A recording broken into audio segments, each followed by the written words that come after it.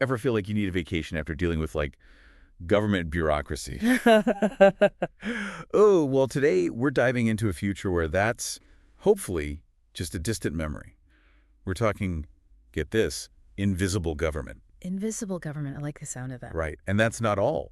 We'll also be diving into things like secure voting and resilient infrastructure, all by 2050. And it's not science fiction either. What's so compelling about this vision is that it hinges on optimizing technologies, tools, really, that we already have. We're not just waiting around for some far-off invention. I love that. So today we're deep diving into a chapter from A Brief History of a Perfect Future. Great book. The authors Chunka Mui, Paul B. Carroll, and Tim Andrews really paint a picture of what's possible when we actually, intentionally build a better future.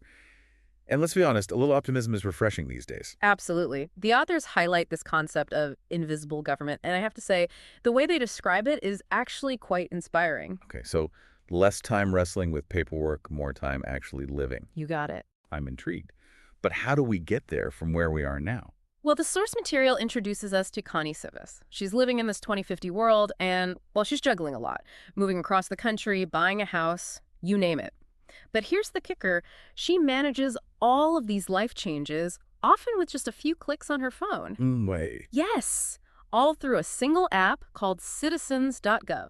Wait, so everything from, like, transferring her driver's license to, say, applying for a VA loan all happens, what, seamlessly in the background? What kind of sorcery is this? It might sound like magic, but it's really the culmination of several technologies all advancing kind of in parallel. The authors call it harnessing the laws of zero. Essentially, computing power, communication bandwidth, information access, it's all becoming exponentially, cheaper and more available every day. It's wild. Yeah. Combine that with a secure digital identity, and you have the building blocks for this invisible government. It's almost embarrassing.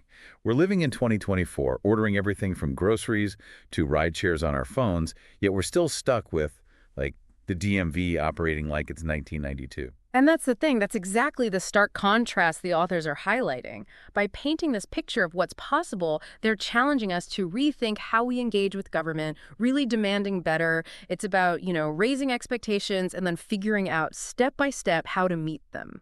Okay, so if we fast forward to Connie for a moment, what's the actual payoff here? What does this level of efficiency enable in her life? And by extension, what could it mean for all of us? It's not just about convenience, though that's obviously a huge part of it. This shift could free up citizens from these tedious bureaucratic tasks and empower them to, focus on things that truly matter. Imagine the time saved, the money saved, the frustration saved on both the individual and government level. Yeah, okay. Now you're speaking my language. Those resources that are freed up, they could be redirected towards, say, I don't know, education, infrastructure, or even just lowering the tax burden. Okay, now you're talking. Efficiency that actually translates into, tangible benefits. Yeah. I'm starting to see the appeal of this perfect future thing. Yeah. But let's get specific. How does this vision of invisible government actually play out in a practical sense? That's where the example of Connie Sivis gets really interesting. The authors walk us through a day in her life. So picture this. So the authors describe Connie needing to file, it looks like, some paperwork, related to her new house. Okay. In the past, this would meant like a trip to a government office, probably standing in multiple lines and then trying to figure out which form she needed and all that. But in 2050, Yeah. it's all handled through citizens.gov. No kidding. The app already has all of her verified information, and get this, it anticipates what she needs and guides her through the process seamlessly. Wow. So it's not just about, like, digitizing existing forms. It's about a government that's actually proactive, anticipating my needs before I even know I have them. Right. That almost sounds too good to be true, I got to be honest. And yet, the authors argue that this is entirely achievable with what we were talking about earlier, those laws of zero.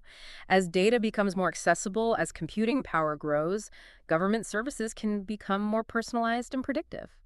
Imagine a world where instead of you chasing down forms and deadlines, the government sends you a notification saying, hey, it looks like you just moved. Here's everything you need to update. And by the way, you might qualify for this tax credit. All right, now I'm really starting to buy into this vision. Right. But let's shift gears a bit to another area where the book envisions a major transformation, Yep. elections.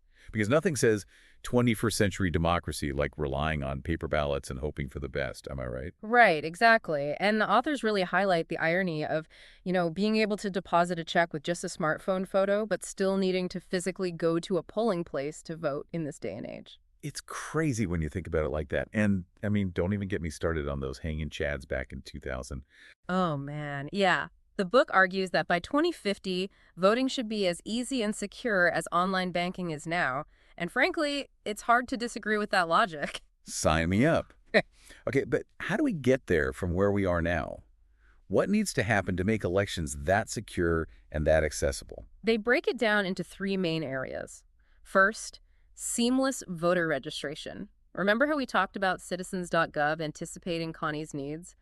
Imagine a system that just automatically registers eligible voters That'd be amazing. or updates their information when they move. So no more like worrying about whether you're registered in the right place or showing up at the polls only to find out you're not on the list. Exactly. They actually point to systems like ERIC, the Electronic Registration Information Center, which some states are already using. Okay, so Eric, what exactly is that? Essentially, ERIC is a data sharing system that helps states identify eligible voters who may have moved or changed their names, helps prevent duplicate registrations, and keeps voter rolls more up to date. So it's like a super efficient personal assistant for voter registration.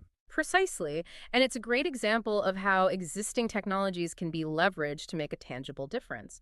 But seamless registration, that's just the first step, of course. Right, because actually casting your vote needs to be just as easy, just as secure. Absolutely.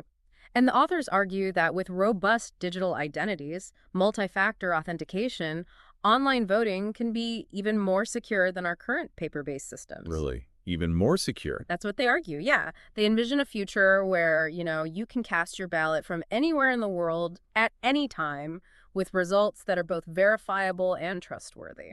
Okay, but what about like all the security concerns that surround online voting? I mean, those are hard to ignore. Haven't we all heard like horror stories about potential hacking and manipulation? Of course, but the authors counter that a well-designed system could address those concerns, potentially even using like blockchain technology for its transparency and, its immutability. So, Imagine a system where each vote is recorded on a public ledger, essentially making it virtually impossible to tamper with the results.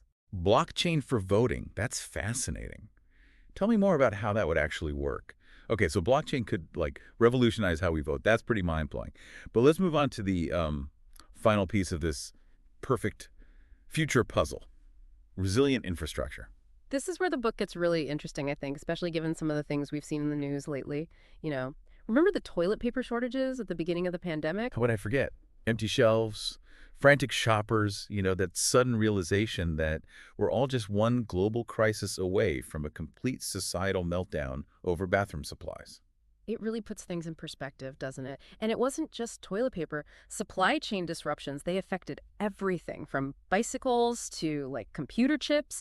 And the authors use this example to really highlight just how vulnerable our current systems are. Right, and let's not forget about that crazy Texas freeze back in 2021. As someone who relies on electricity for pretty much everything, that one hit a little too close to home. Rightfully so. The Texas freeze, it really exposed how fragile our energy grid is, especially in the face of, these extreme weather events. And those are becoming more and more common, unfortunately. So how does this perfect future handle like a similar situation? What's different? Well, remember Connie Civis? The book actually places her in Texas during a severe winter storm in 2050. Oh no, not another freeze. But here's the thing. Unlike the 2021 freeze, this time, everything runs smoothly. No way. The electricity grid, now fortified with things like sensors, AI, all these smart technologies, it automatically reroutes power. It taps into local energy sources like solar panels on people's homes. It keeps the lights on. So instead of the statewide blackout with people, huddled around space heaters, we have a grid that can actually adapt, respond in real time. It's almost like this system itself becomes intelligent. That's a great way to put it. And it's not even just about reacting to crises after they happen. It's about anticipating those crises, mitigating them before they even arise. Imagine a world where, like, your refrigerator can communicate with the power grid, Right. adjusting its energy consumption during, peak hours to help balance the load, prevent blackouts. That sounds like something out of a sci-fi movie, but the more we talk about this, the more you realize it's like actually within the realm of possibility. We already have those things. Smart appliances, renewable energy, self-driving cars. It's about connecting these technologies in a way that's like smart, integrated. Exactly. The author's point is that building this perfect future isn't about waiting for some magical invention. It's about taking the power of the tools we already have, using them in creative and innovative ways. It's about, demanding better from our leaders, holding them accountable for building a future that's worthy of, our children and grandchildren. I love that. It's a good reminder that the future isn't something that just happens to us. It's something that we actively build. And, with a little foresight, a lot of collective action, it can be a future that we can all be proud of. Well said. It really is about recognizing that we have the power to shape our own destiny. And then, of course, we have to find the will to actually make it happen. Couldn't have said it better myself. And on that note of, shall we say, cautious optimism and a call to action, we're going to wrap up this deep dive into, potential future with seamless government services, secure elections, and resilient infrastructure. Hopefully this episode has, sparked your imagination, maybe even inspired you to think about the role you want to play in building a better tomorrow. So until next time, keep exploring, keep questioning, and keep believing in the power of possibility.